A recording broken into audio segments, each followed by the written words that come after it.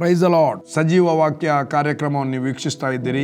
ಈ ಕಾರ್ಯಕ್ರಮಕ್ಕೆ, ಈ ವಾಕ್ಯ ಉಪದೇಶಕ್ಕೆ ನಿಮ್ಮನ್ನು ಸ್ವಾಗತಿಸ್ತಾ ಇದ್ದೇನೆ. ದೇವರು ಪ್ರೀತಿಸಿದ ಸಹೋದರ ಸಹೋದರಿಯರೇ, ದೇವರು ಒಳ್ಳೆಯವನು, ಯಾವಾಗಲೂ ಒಳ್ಳೆಯದನ್ನೇ ಮಾಡುವಾತನು. ಆತನ ಕೃಪೆಯು ಶಾಶ್ವತವಾದದ್ದು, ಆತನ ಪ್ರೀತಿಯು ಅಪಾರವಾದದ್ದು. ಕಳೆದ ವಾರ ನಾನು ವಿವಾಹದ ಬಗ್ಗೆ, ದೇವರು ಗಂಡು ಹೆಣ್ಣಾಗಿ ನಿರ್ಮಿಸಿದ್ದು, ಒಂದೇ ಶರೀರವನ್ನಾಗಿ ಮಾಡಿದ್ದು, ಅದರ ಹಿಂದೆ ಇರುವಂಥ ಅಡಕವಾಗಿರುವಂಥ ದೈವಿಕವಾದ ಹಿನ್ನೆಲೆ, ದೇವರ ಉದ್ದೇಶ, ದೇವರ ಚಿತ್ತ, ದೇವರ ಸಂಕಲ್ಪವನ್ನು ಸ್ವಲ್ಪವಾಗಿ ವಿವರಿಸಿದ್ದೇನೆ ಮತ್ತು ಈ ವಾರ ಕಂಟಿನ್ಯೂ ಮಾಡುತ್ತೇನೆ ಎಂಬುದಾಗಿ ನಾನು ಹೇಳಿದ್ದೆ. ಏನು ಮಾತಾಡಿದ್ದಂದರೆ, ಒಂದು ಮದುವೆಯಲ್ಲಿ ಒಡಂಬಡಿಕೆ ಇದೆ. ಗಂಡು ಹೆಣ್ಣನ್ನು ಸ್ವೀಕಾರ ಮಾಡುವಂಥದ್ದು, ಗಂಡು ತನ್ನನ್ನು ಹೆಣ್ಣಿಗೆ ಒಪ್ಪಿಸಿಕೊಡುವಂಥದ್ದು, ಹೆಣ್ಣು ಗಂಡನನ್ನು ಸ್ವೀಕಾರ ಮಾಡುವಂಥದ್ದು, ಹೆಣ್ಣು ತನ್ನನ್ನು ತನ್ನ ಗಂಡನಿಗೆ ಒಪ್ಪಿಸಿಕೊಡುವಂಥದ್ದು, ಆ ಪುರುಷನಿಗೆ ಒಪ್ಪಿಸಿಕೊಡುವಂಥದ್ದು. ಈ ಒಡಂಬಡಿಕೆ ಇದಕ್ಕೆ ವಿವಾಹ ಅನ್ನುತ್ತಾರೆ. ಅಲ್ಲಿ ತಂದೆ ತಾಯಿಯನ್ನು ಈ ಕಾರಣದಿಂದ, ಅಂದರೆ ದೇವರು ಅವರನ್ನು ಗಂಡು ಹೆಣ್ಣಾಗಿ ನಿರ್ಮಿಸಿದ್ದು, ಗಂಡ ಮತ್ತು ಹೆಂಡತಿಯಾಗಿ ನಿರ್ಮಿಸಿದ್ದು, ಮನುಷ್ಯನಿಂದ ಹುಡುಗಿ ಹೊರಗೆ ಎಲುಬಿನಿಂದ ಆತನ ಶರೀರದಿಂದ ಬಂದ ಶರೀರವಾದ ಕಾರಣ ಆಕೆ ನಾರಿ. ಒಬ್ಬ ಪುರುಷನಿಗೆ ಹೆಂಡತಿಯನ್ನಾಗಿ ದೇವರು ನೇಮಿಸಿದ್ದು.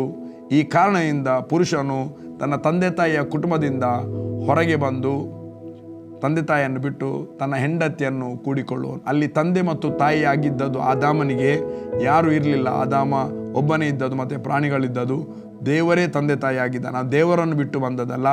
ದೇವರ ಸಮಕ್ಷಮದಲ್ಲಿ ಆತನು ಗಂಡ ಹೆಂಡತಿಯಾಗಿ ಪರಿಶುದ್ಧರಾಗಿ ಜೀವಿಸುವಂತೆ ದೇವರು ತನ್ನ ಕೃಪೆಯನ್ನು ಇಟ್ಟ. ಆಮೇಲೆ ಎಲ್ಲ ಸ್ಟೋರಿ ಗೊತ್ತಿದೆ, ಏನೆಲ್ಲ ಆಯಿತು. ಅಂಥ ಕಾರ್ಯಗಳು ನಮ್ಮ ಕುಟುಂಬದಲ್ಲಿ ಆಗಬಾರದಾದರೆ ದೇವರ ಮಾತಿಗೆ ಅಧೀನರಾಗಿ ಅದನ್ನು ಬಿಟ್ಟು ಬಿಡದೆ, ಆದಾಮನು ದೇವರ ವಾಕ್ಯಕ್ಕೆ ಅವಿಧೇಯನಾದ. ಹವ್ವಳು ಮೋಸ ಹೋದದ್ದು, ವಂಚಿತಳಾದಳು. ಆದರೆ ಡಿಸೊಬಿಡಿಯೆಂಟ್ ಆದದ್ದು ಆದಾಮ. ಹಾಗಾಗಿ ದೇವರ ವರವನ್ನು ಹೊಂದಿದಂಥ ನಾವು, ದೇವರ ಕೃಪೆಯನ್ನು ಹೊಂದಿದಂಥ ನಾವು ದೇವರ ಮಕ್ಕಳಾದಂಥ ನಾವು, ದೇವರ ವಾಕ್ಯಕ್ಕೆ ಪ್ರಥಮ ಸ್ಥಾನವನ್ನು ಕೊಟ್ಟು ಜೀವಿಸುವಾಗ ನಾವು ಎಂದಿಗೂ ಎಡವುವುದೇ ಇಲ್ಲ. ಕುಟುಂಬ ಜೀವಿತದಲ್ಲಾಗಲಿ, ನಮ್ಮ ಮಕ್ಕಳ ವಿಷಯದಲ್ಲಾಗಲಿ, ಇಡೀ ಕುಟುಂಬ, ನಮ್ಮ ಕುಟುಂಬ ಎಂಬುದು ಅದು ಫಲಭರಿತವಾದ ಕುಟುಂಬ, ಸಮಾಧಾನಕರವಾದ ಕುಟುಂಬ ಮತ್ತು ಸಂತೋಷದ ಕುಟುಂಬವಾಗಿರ್ತದೆ. ಯಾವ ಕೊರತೆ ನಮಗೆ ಇರುವುದೇ ಇಲ್ಲ. ಸೊ ಮದುವೆಯಲ್ಲಿ ಒಡಂಬಡಿಕೆ, ಗಂಡ ಮತ್ತು ಹೆಂಡತಿ, ಹುಡುಗ ಮತ್ತು ಹುಡುಗಿಯ ಮಧ್ಯದಲ್ಲಿ ಒಂದು ಒಡಂಬಡಿಕೆ. ಆ ಒಡಂಬಡಿಕೆಗೆ ಮಲಾಕಿ 3ನೇ ಅಧ್ಯಾಯದಲ್ಲಿ ಯೆಹೋವನೇ ಸಾಕ್ಷಿ, ಯೌವನದ ಪತ್ನಿಯೊಂದಿಗೆ ಆದ ಒಡಂಬಡಿಕೆಗೆ ಯೆಹೋವನೇ ಸಾಕ್ಷಿ ಎಂಬುದಾಗಿ ದೇವರ ವಾಕ್ಯ ಹೇಳ್ತದೆ. ಹಾಗಾದರೆ ನಮ್ಮ ತಂದೆಯಾದ ದೇವರು ನಾವು ಮಾಡಿದಂಥ ಒಡಂಬಡಿಕೆಗೆ ಆತನು ಸಾಕ್ಷಿಯಾಗಿರುವುದಾದರೆ, ಈ ಲೋಕದ ಎಲ್ಲ ಸಾಕ್ಷಿಗಳಿಗಿಂತ ಅತಿ ಉನ್ನತವಾದ ಸಾಕ್ಷಿ ನಮ್ಮ ತಂದೆಯಾದ ದೇವರ ಸಾಕ್ಷಿ. ಆತನೇ ಸಾಕ್ಷಿಯಾಗಿರುವಾಗ ಒಬ್ಬ ವ್ಯಕ್ತಿ ಒಂದು ಹೆಂಡತಿಗೆ ಮೋಸ ಮಾಡುವುದಾಗಲಿ, ಹೆಂಡತಿಯು ಗಂಡನಿಗೆ ಮೋಸ ಮಾಡುವುದಾಗಲಿ, ಹೆಂಡತಿಯು ಗಂಡನನ್ನು ಬಿಟ್ಟು ಬಿಡುವುದಾಗಲಿ, ಗಂಡನು ಹೆಂಡತಿಯನ್ನು ಬಿಟ್ಟು ಬಿಡುವುದಾಗಲಿ, ಅದು ದೇವರ ಮುಂದೆ ಸಮಂಜಸವಾದದ್ದು, ಸರಿಯಾದದ್ದು ಅಲ್ಲ. ದೇವರು ಹೆಂಡತಿಗೆ ಒಂದು ಡ್ಯೂಟಿಯನ್ನು ಕೊಟ್ಟಿದ್ದಾನೆ, ವಾಕ್ಯ ಕೊಟ್ಟಿದ್ದಾನೆ, ಗಂಡನಿಗೆ ವಾಕ್ಯವನ್ನು ಕೊಟ್ಟಿದ್ದಾನೆ. ಈಗ ಮದುವೆ ಆಯಿತು, ಒಡಂಬಡಿಕೆ ಆಯಿತು, ಇನ್ನಿರುವುದು ಕುಟುಂಬ ಜೀವಿತ. ಆದಾಮನು ಅವ್ವಳನ್ನು ಅರಿತನು. ಆಡಮ್ ನ್ಯೂ ಈವ್. ಅವರು ಫೆಲೋಶಿಪ್ ಮಾಡಿದರು, ಒಬ್ಬರನ್ನೊಬ್ಬರು ಅರಿತುಕೊಂಡಾಗ ಅವರಿಗೆ ಕಾಯಿನ ಹುಟ್ಟಿದ.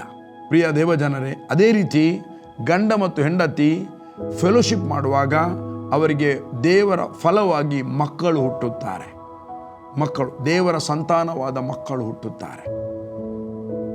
ಹಾಗಾದರೆ ಮಕ್ಕಳಾಗ್ತಾರೆ. ಅದು ಸೈಕ್ಲಿಂಗ್. ಅಂದರೆ ನಮ್ಮ ತಂದೆ ತಾಯಿಗಳು ಮದುವೆ ಆದರು, ಅವರಿಗೆ ಮಕ್ಕಳಾಗಿ ನಾವು ಹುಟ್ಟಿದ್ದೆವು, ನಾವು ದೊಡ್ಡರಾದೆವು. ದೇವರ ಸಮಕ್ಷಮದಲ್ಲಿ ನಮ್ಮನ್ನು ದೇವರು ಉನ್ನತವಾಗಿ ಮಾಡಿದ. ನಮಗೂ ಮದುವೆ ಆಯಿತು, ನಮಗೆ ಮಕ್ಕಳು ಹುಟ್ಟಿದ್ರು. ಈಗ ನನ್ನ ಮಕ್ಕಳು, ದೊಡ್ಡ ಮಗಳು ಮದುವೆಗೆ ಇನ್ನು ಸ್ವಲ್ಪ ಸಮಯದಲ್ಲಿ ಸಿದ್ಧ ಆಗ್ತಾಳೆ. ಅವಳು ಕಲೀಲಿಕ್ಕೆ ಹೋಗಿದ್ದಾಳೆ. ನನಗೆ ಮದುವೆ ಆಯಿತು, 3 ವರ್ಷದ ನಂತರ ಮಕ್ಕಳು ಹುಟ್ಟಿದ್ರು. ದೊಡ್ಡವಳಿಗೆ 24 ವರ್ಷ ಆಯಿತು. ಇನ್ನು ನೆಕ್ಸ್ಟ್ ಅವಳಿಗೆ ಮದುವೆ ಆಗ್ತದೆ, ಅವಳಿಗೆ ಮಕ್ಕಳಾಗ್ತಾರೆ. ಇದು ನಿಲ್ಲುವುದೇ ಇಲ್ಲ, ಇದು ಕಂಟಿನ್ಯೂಸ್. ಕರ್ತನ ಬರೋಣದವರೆಗೆ ಕಂಟಿನ್ಯೂ. ಆದರೆ ಮದುವೆ ಆದಮೇಲೆ, ಒಡಂಬಡಿಕೆ ಆದಮೇಲೆ ಇರುವಂಥದ್ದು ಈಗ ಹೇಳಿದಂಥ ಸೈಕ್ಲಿಂಗ್ ಆಗುವಂಥದ್ದು, ಕಂಟಿನ್ಯೂ ಆಗುವಂಥದ್ದು, ಅದಕ್ಕೆ ಹೇಳ್ತಾರೆ ಕುಟುಂಬ ಜೀವಿತ. ಹಾಗಾದರೆ ಕುಟುಂಬ ಜೀವಿತ ಕುಟುಂಬ ಜೀವಿತ ಫಲಕಾರಿ ಆಗಬೇಕಾದರೆ, ಓ ನನ್ನ ಪ್ರಿಯ ದೇವಜನರೇ, ಅದಕ್ಕೆ ನಮಗೆ ಕರ್ತನು ಬೇಕು. ಕ್ರೈಸ್ತರ ಕುಟುಂಬ ಜೀವಿತ ಫಲಕಾರಿಯಾಗಿರಬೇಕಾದ್ರೆ, ಯಾವ ದುಷ್ಟನ ಕಾರ್ಯಗಳು ನಮ್ಮ ಕುಟುಂಬದಲ್ಲಿ ಬರದೆ, ಯಾವ ಕಲಹಗಳು ಉಂಟಾಗದೆ ಸಮಾಧಾನಕರವಾಗಿ ನಡೆಸಲ್ಪಡಬೇಕಾದ್ರೆ we need the word of God. ಒಬ್ಬ ವ್ಯಕ್ತಿ ರೊಟ್ಟಿ ತಿಂದ ಮಾತ್ರದಿಂದ ಬದುಕುವುದಿಲ್ಲ. ಮತ್ತೆ ಹೇಗೆ ಬದುಕ್ತಾನೆ? ದೇವರ ಬಾಯಿಂದ ಹೊರಡುವ ಪ್ರತಿಯೊಂದು ಮಾತಿನಿಂದ ಬದುಕುತ್ತಾನೆ. ಹಾಗಾದರೆ ಮಕ್ಕಳು ಯೋಗ್ಯರಾಗಿ ನಡೆಯಬೇಕಾದ್ರೆ we need word of God. ನಮಗೆ ಅಲ್ಲಿ ದೇವರ ವಾಕ್ಯ ಬೇಕು.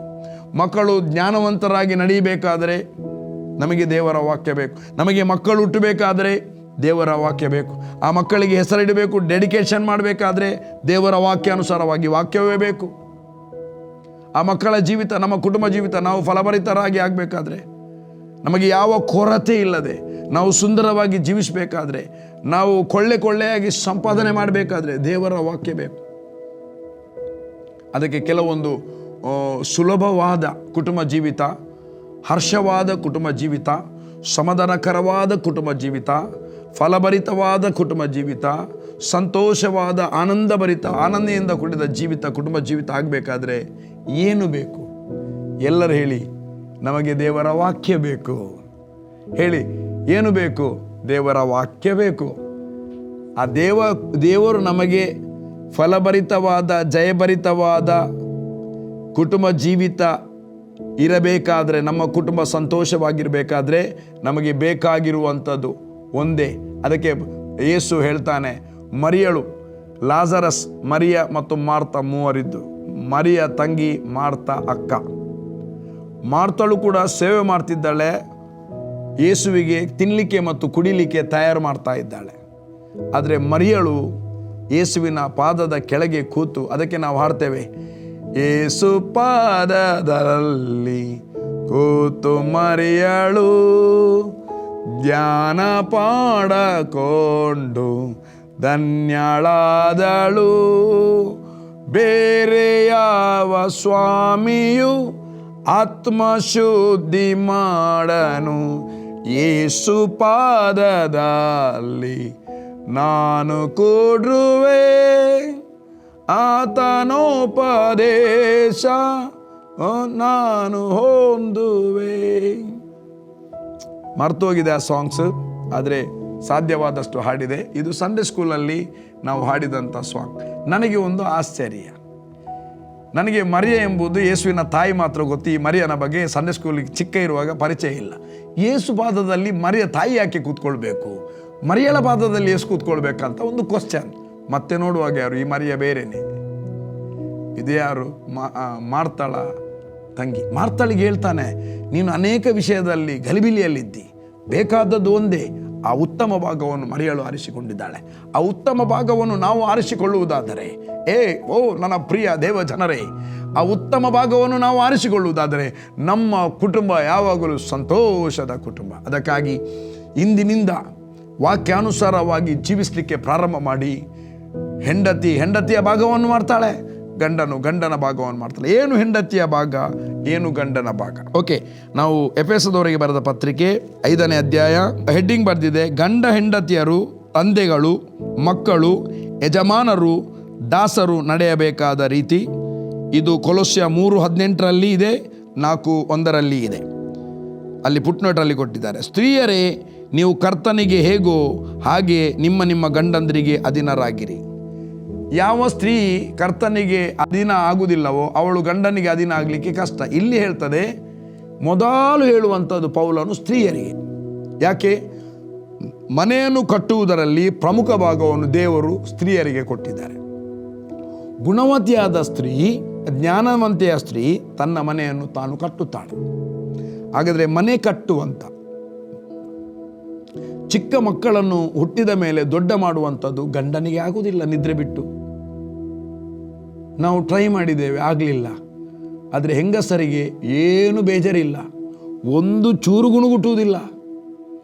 ಯಾಕೆ ಗುಣಗುಟ್ಟುವುದಿಲ್ಲ? ದೇವರು ಅವರ ಸ್ಟ್ರಕ್ಚರನ್ನು ಹಾಗೇ ಮಾಡಿದ್ದಾನೆ. ಆ ಭಾಗದಲ್ಲಿ ಅವರಿಗೆ ಎವ್ರಿ ಮಿನಿಟ್ ಆ ಮಗುವನ್ನು ನೋಡುವಾಗ ಬಹಳ ಖುಷಿಯಾಗುತ್ತೆ, ಪ್ರೀತಿ ಉಕ್ಕಿ ಬರುತ್ತೆ.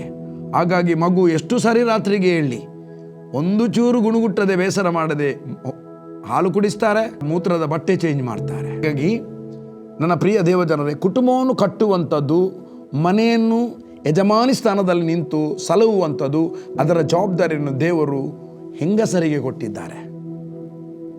ಹಾಗಾಗಿ ಮೊದಲು ಹೇಳ್ತಿದ್ದಾನೆ, ಸ್ತ್ರೀಯರೇ, ನೀವು ಕರ್ತನಿಗೆ ಹೇಗೆ ಅಧೀನವಾಗ್ತಿದ್ದೀರಾ ಹಾಗೆ ನಿಮ್ಮ ಗಂಡನಿಗೆ ಅಧೀನರಾಗಿರಿ. ಹೇಗೆ ಗಂಡನಿಗೆ ಅಧೀನವಾಗಬೇಕಂದ್ರೆ, ಕ್ರಿಸ್ತನಿಗೆ ಸಭೆ ಹೇಗೆ ಅಧೀನವಾಗ್ತದೆ ಅಂದರೆ, ಕ್ರಿಸ್ತನಿಗೆ ಸಭೆ ಅಂದರೆ ಜನರು ಹೇಗೆ ಅಧೀನವಾಗುತ್ತಾರಾ, ಸ್ತ್ರೀಯೇ ನೀನು ಕ್ರಿಸ್ತನಿಗೆ ಹೇಗೆ ಅಧೀನವಾಗ್ತೀಯಾ ಹಾಗೇನೆ ನಿನ್ನ ಗಂಡನಿಗೆ ಅಧೀನ ಆಗು. ನಾನು ಗಂಡನಿಗೆ ಅಧೀನ ಆಗುವುದಿಲ್ಲ, ದೇವರಿಗೆ ಮಾತ್ರ ಅಧೀನ ಆಗ್ತೇನೆ ಅಂತ ಹೇಳಿದರೆ ದಟ್ ಈಸ್ ಫಾಲ್ಸ್. ಯಾವಾಗ ಕ್ರಿಸ್ತನಿಗೆ ಅಧೀನವಾಗುವ ಹೆಂಡತಿ ತನ್ನ ಗಂಡನಿಗೆ ಹಾಗೆ ಅಧೀನ ಆಗ್ತಾಳ, ಅಯ್ಯೋ ಖಂಡಿತವಾಗಿ ಗಂಡನಿಗೆ ಅವಳನ್ನು ನೋಡುವಾಗ, ನೆನೆಸುವಾಗ ಪ್ರೀತಿಯ ನದಿಗಳು ಉಕ್ಕಿ ಹರಿಲಿಕ್ಕೆ ಸ್ಟಾರ್ಟ್ ಆಗುತ್ತೆ. ಇಲ್ಲಿ ಎರಡು ಪಂಗಡ ಇದೆ. ಗಂಡ ಹೆಂಡತಿ ಕೆಲಸ ಮಾಡಿ ಮನೆಗೆ ಬರುವವರಿದ್ದಾರೆ, ಅಥವಾ ಹೋಮ್ ಮೇಕರ್ ಹೆಂಡತಿ ಇರ್ತಾಳೆ, ಅವಳು ಕೆಲಸ ಮಾಡೋದಿಲ್ಲ, ಗಂಡ ಸಂಪಾದನೆ ಮಾಡಿ ಬರ್ತಾನೆ.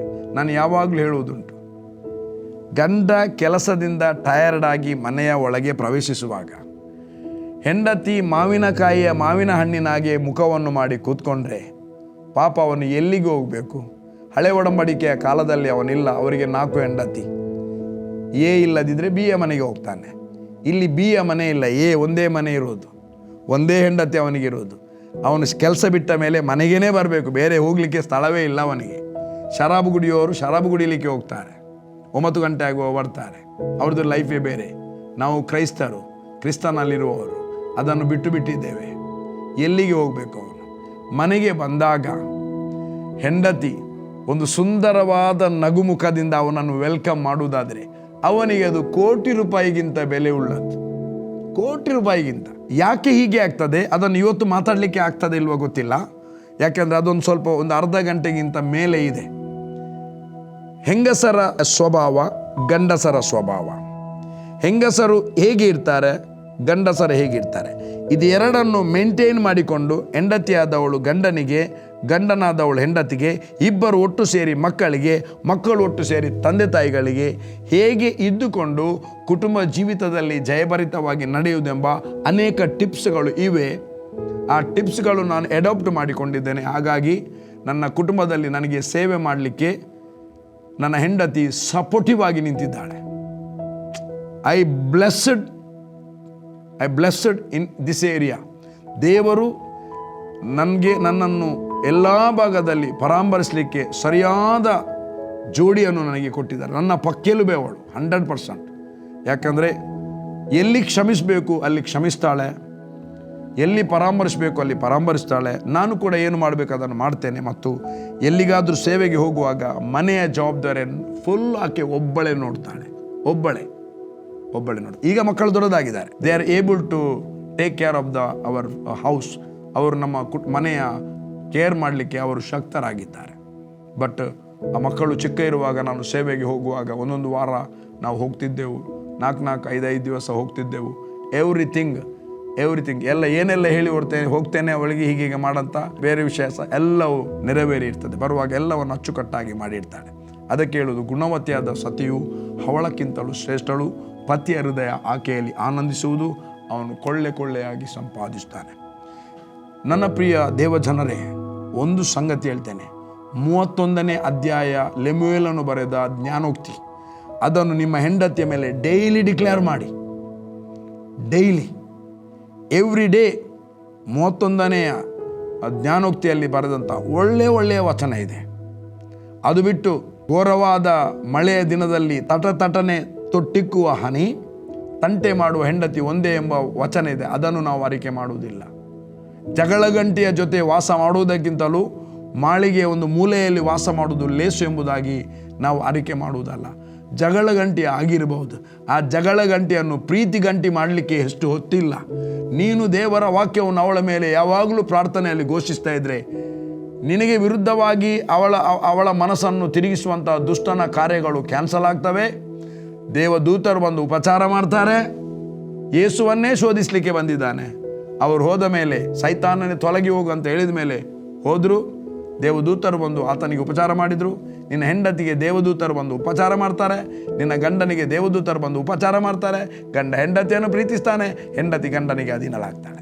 Okay, the duty of the wives. ಸ್ತ್ರೀಯರೇ, ನೀವು ಕರ್ತನಿಗೆ ಹೇಗೋ ಹಾಗೆ ನಿಮ್ಮ ನಿಮ್ಮ ಗಂಡಂದರಿಗೆ ಅಧೀನರಾಗಿರಿ. ಕ್ರಿಸ್ತನು ಸಭೆಗೆ ತಲೆಯಾಗಿ ಪ್ರಕಾರವೇ ಗಂಡನು ಹೆಂಡತಿಗೆ ತಲೆಯಾಗಿದ್ದಾನೆ. ಅಂದರೆ ಸಭೆಗೆ ಕ್ರಿಸ್ತನು ತಲೆ, ಹೆಂಡತಿಗೆ ಗಂಡನು ತಲೆ. ಸಭೆಯಲ್ಲಿ ಗಂಡ ಇದ್ದಾನೆ, ಹೆಂಡತಿ ಇದ್ದಾರೆ. ಆದರೆ ಗಂಡನಿಗೆ ಕರ್ತನಾದ ಯೇಸು ಶಿರಸ್ಸಾಗಿದ್ದಾನೆ, ಹೆಂಡತಿಗೆ ಗಂಡನು ಶಿರಸ್ಸಾಗಿದ್ದಾನೆ. ಅದರ ಅರ್ಥ, ದೇವರು ಹೆಂಡತಿಯನ್ನು ಸಹಕಾರಿಣಿಯಾಗಿ ಮಾಡಿದ್ದು, ಗಂಡನಿಗೆ ಮ್ಯಾನೇಜರ್ ಆಗಿ ಮಾಡಲಿಲ್ಲ. ಒಬ್ಬ ಕೆಟ್ಟ ಅರಸ ಇದ್ದ, ಅಹಾಬನಿಗೆ ಒಬ್ಬಳು ಹೆಂಡತಿದ್ಲು, ಜೆಜಬೇಲ್. ಅರಸ ಆಳಬೇಕು, ಅರಸನ ಜಾಗದಲ್ಲಿ ಇವಳು ನಿಂತು ಅರಸನು ಅಮ್ಮವರ ಗಂಡಾಗಿ ಬಿಟ್ಟ. ಎಲ್ಲ ಅಮ್ಮವರು, ದೇಶದಲ್ಲಿ ಅಮ್ಮವರು, ರಾಜಧಾನಿಯಲ್ಲಿ ಅಮ್ಮವರು, ಎಲ್ಲ ಜೆಜಬೇಲ್ ಹೇಳಿದಾಗೆ. ಅವಳಿಗೆ ಒಂದು 850 ಸುಳ್ಳು ಪ್ರವಾದಿಗಳಿದ್ರು. ಎಲ್ಲ ಯೆಹೋವನ ಪ್ರವಾದಿಗಳನ್ನು ಕೊಂದು ಬಿಟ್ಲು ಅವಳು, ಅಂತ ಜೆಜಬೇಲ್. ಇವತ್ತು ಸಭೆಯಲ್ಲಿ ಕೂಡ ದೇವ ಸೇವಕರ ನನ್ನ ಹೆಂಡತಿ ಅಲ್ಲಿ ನನಗೆ ಶಿರಸ್ಸಾಗುವುದಲ್ಲ, ಹೆಂಡತಿ ಆಳ್ವಿಕೆ ಮಾಡುವುದಲ್ಲ, ಸಭೆಯಲ್ಲಿ ಹೆಂಡತಿ ಹೇಳುವ ಅಡ್ವೈಸನ್ನು ಗಂಡ ಕೇಳುವುದಲ್ಲ, ಅವನು ಅಮ್ಮವರ ಗಂಡ ಆಗುವುದಲ್ಲ. ಎಷ್ಟೋ ಕಡೆಯಲ್ಲಿ ಆಗ್ತಾ ಇದೆ. ಎಲ್ಲರಲ್ಲ, ಅನೇಕ ಒಳ್ಳೆಯ ಸೇವಕರಿದ್ದಾರೆ. I honour them. ಸೇವೆಯನ್ನು ಹಾನರ್ ಮಾಡ್ತೇನೆ, ಸೇವಕರನ್ನು ಹಾನರ್ ಮಾಡ್ತೇನೆ. ಅವರ ಗುಣವನ್ನು ನಾನು ಹಾನರ್ ಮಾಡುವುದಿಲ್ಲ. ನಮ್ಮ ಗುಣ ದೇವರ ವಾಕ್ಯಕ್ಕೆ ಅನುಸಾರವಾಗಿ ಇಲ್ಲದಿದ್ದರೆ ಅದನ್ನು ಯಾರು ಕೇರ್ ಮಾಡಬೇಡಿ, ಅದನ್ನು ರಿಜೆಕ್ಟ್ ಮಾಡಿ. ದೇವರ ಒಳ್ಳೆಯ ಗುಣಗಳನ್ನು ಮಾತ್ರ, ದೇವರ ವಾಕ್ಯವನ್ನು ಅಂಗೀಕಾರ ಮಾಡಿ.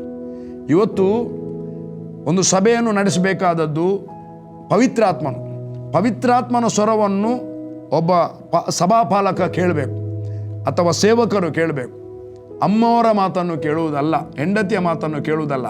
ಹೆಂಡತಿಯ ಮಾತನ್ನು ಕೇಳಿದರೆ ಅಲ್ಲಿ ಅಹಾಬನ ಚಪ್ಪಲಲ್ಲಿ ಅವನು ನಡೀತಾನೆ. ನನ್ನ ಪ್ರಿಯ ದೇವಜನರೇ, ಇದನ್ನು ಹೇಳಲಿಕ್ಕೆ ನನಗೇನು ಭಯನೂ ಇಲ್ಲ, ಮುಲಾಜಿನೂ ಇಲ್ಲ. ಇದ್ದದನ್ನು ಇದ್ದಾಗೆ ಹೇಳ್ತಾ ಇದ್ದೇನೆ. This is the very dangerous thing. ಗಂಡನ ಡ್ಯೂಟಿಯನ್ನು ಗಂಡನು ಮಾಡಬೇಕು, ಹೆಂಡತಿಯ ಡ್ಯೂಟಿಯನ್ನು ಹೆಂಡತಿ ಮಾಡಬೇಕು. ಒಂದು ವೇಳೆ ಹೆಂಡತಿ ಗಂಡನ ತಲೆಯಾಗಿ ಬಿಟ್ಟರೆ, ಹೆಂಡತಿ ಗಂಡನಿಗೆ ಅಧೀನ, ಅವನು ಶಿರಸ್ಸಾದರೆ ದೇವದೂತರಿದ್ದಾರೆ, ದುರಾತ್ಮಗಳಿದ್ದಾರೆ. ತಲೆ ಇಲ್ಲದೆ ಆತ್ಮಿಕ ಲೋಕದಲ್ಲಿ ಆಕೆಗೆ ತಲೆ ಇಲ್ಲದವಳಾಗಿ ನಡೀತಾಳೆ. ಗುರುತಿಲ್ಲ ಆತ್ಮಿಕ ಲೋಕದಲ್ಲಿ, ಆಕೆಯ ಗುರುತಿಲ್ಲ. ಗಂಡನ ಮಾತ್ರ ಗುರುತಿರುವುದು. ಗಂಡ ಶಿರಸ್ಸು, ಅಂದರೆ ಬಾಸ್ ಅಲ್ಲ. Is not a boss.